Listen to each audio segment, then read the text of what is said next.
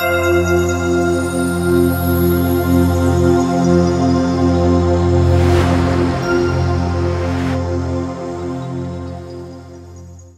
Messieurs, aujourd'hui nous allons vous raconter une histoire on ne peut plus particulière. Il s'agit d'une histoire de résilience, il s'agit d'une histoire d'avoir foi en soi, en ses capacités. Avoir foi en soi qui rejoint un tout petit peu la devise de l'université de Lomé, croire en l'humain. Comment cela a été possible? Comment de PAT, personnel administratif, technique et de service, on peut arriver à être enseignant-chercheur dans la même université? C'est l'histoire que nous allons vous raconter aujourd'hui. Je ne suis pas la personne la mieux placée pour le faire, mais je suis sûre que vous aurez à passer d'excellents moments avec nous. C'est pour nous un plaisir de vous avoir aujourd'hui. Et les autres comprendront bientôt pourquoi je le dis. Il y a quelques années de cela, vous étiez personnel administratif, technique et de service à l'université de Lomé. Aujourd'hui, vous êtes maître assistant. Ça ne doit pas être un parcours évident. Mais avant d'en arriver là, qui est Dr Akame? Dr Akame, je suis aujourd'hui maître assistant à l'université de Lomé.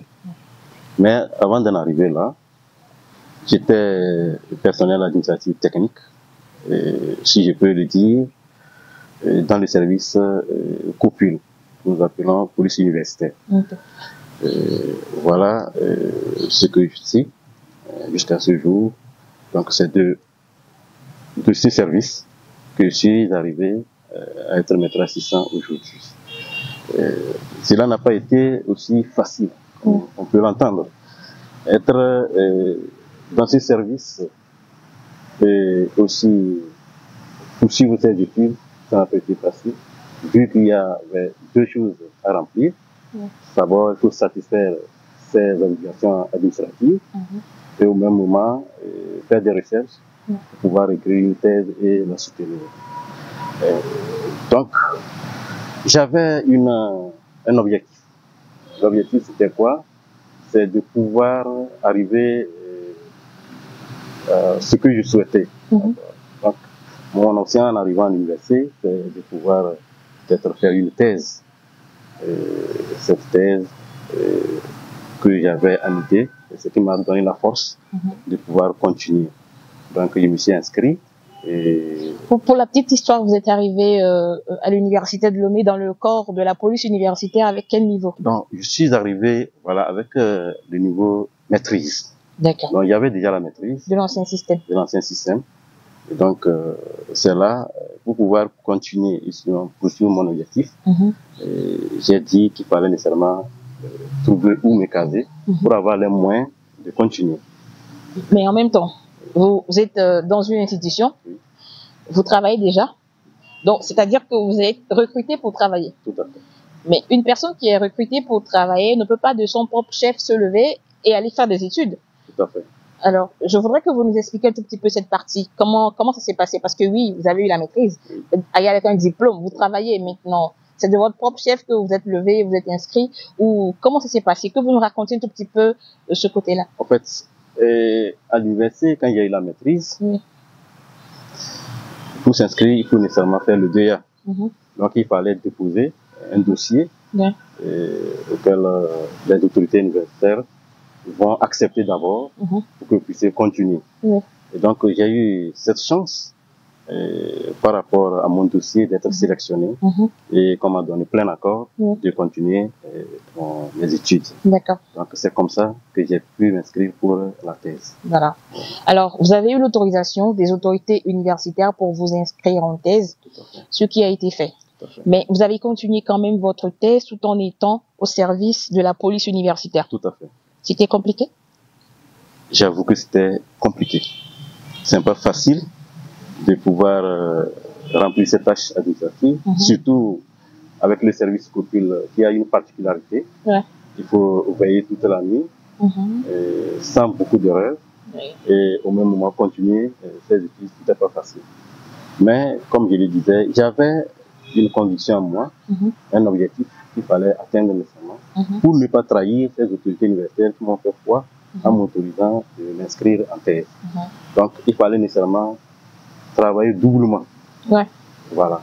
C'est ce qui m'a vraiment encouragé à pouvoir continuer et pour leur montrer que ils ne se sont pas trompés de la personne et que c'était la meilleure chose à faire. Si je résume bien, vous êtes arrivé à l'université de Lomé, vous avez été recruté comme membre de la police universitaire. Ensuite, vous avez eu envie de poursuivre vos études parce que vous avez un objectif bien précis.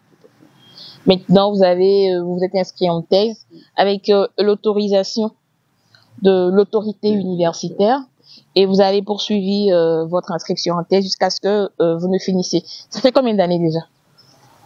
C'est-à-dire la durée de la thèse. Justement, ça fait déjà, si je prends 2007, ça fait déjà 6 ans. 2017, jusqu'à ce jour, ça fait 6 ans. Bon, j'ai soutenu en 2017. Mais s'il faut compter les années que j'ai pris pour préparer la thèse, je peux dire qu'aujourd'hui, ça fait 9 ans. D'accord. Maintenant, Dr Akame est devenu docteur. Il a soutenu sa thèse. En quoi déjà? En géographie. En géographie. Option biogéographie.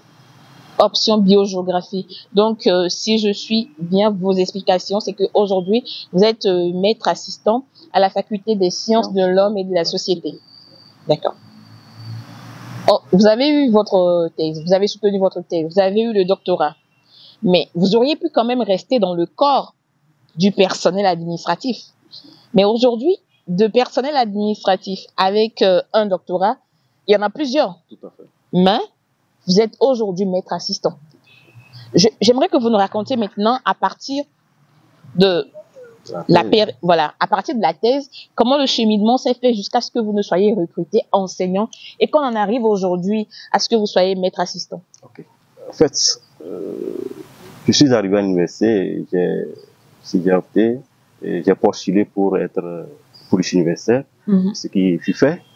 Mais si on m'a accepté de faire la thèse, c'était pas non plus une obligation pour l'autorité universitaire de pouvoir le recruter en tant qu'enseignant. Voilà.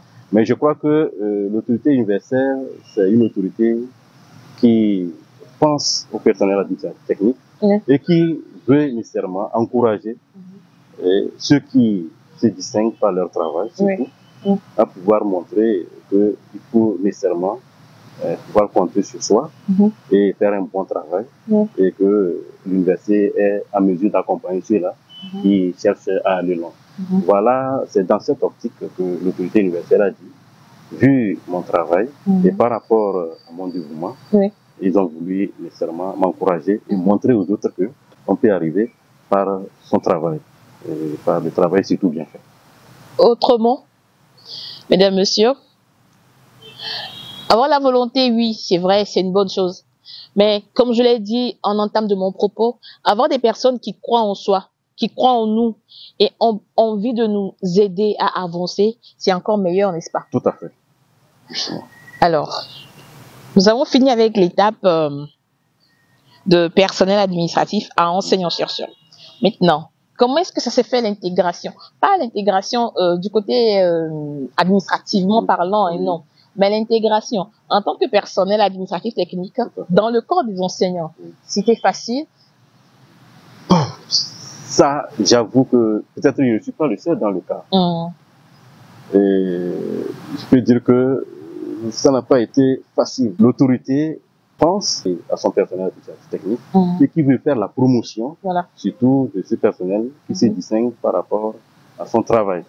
Donc voilà, c'est ce qui a conduit l'autorité universitaire à pouvoir me donner cette chance pour montrer aux autres qu'il faut nécessairement travailler pour mériter ce qu'on a. Avec un statut de PAT, ça n'a pas été facile. Ça n'a pas été facile. Mais par rapport à mon courage, à ma détermination, j'ai pu quand même facilement m'adapter. Pour pouvoir continuer de travailler comme il était auparavant et en arriver à ce résultat aujourd'hui. Vous êtes la caricature de ce qu'on peut appeler le fait d'avoir une carrière. Même quand on est membre du personnel administratif, technique et de service dans une institution, vous êtes la caricature du fait qu'on peut avoir une carrière. Tout à fait.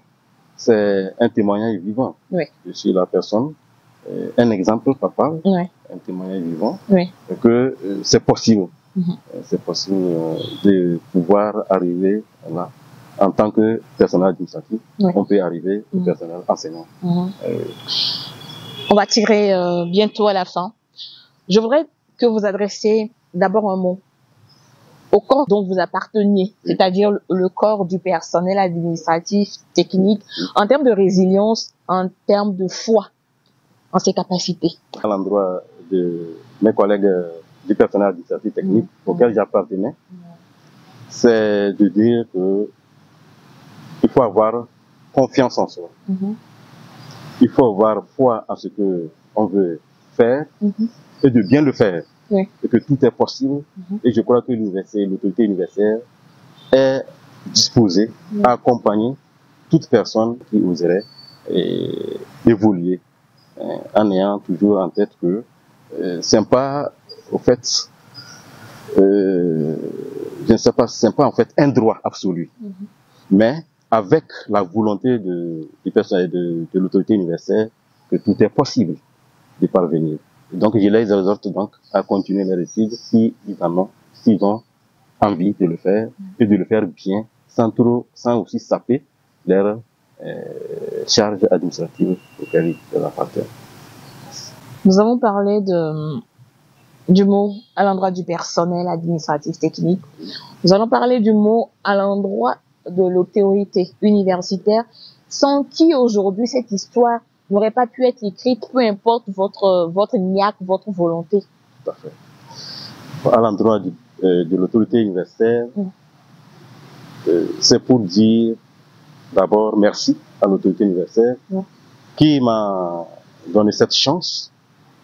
Et je prie qu'ils aient toujours cette volonté d'accompagner tous ceux qui vont suivre mes pas pour que le personnel administratif technique sache bien que c'est possible de pouvoir avoir une carrière à l'université tout en évoluant pour atteindre le personnel enseignant si possible.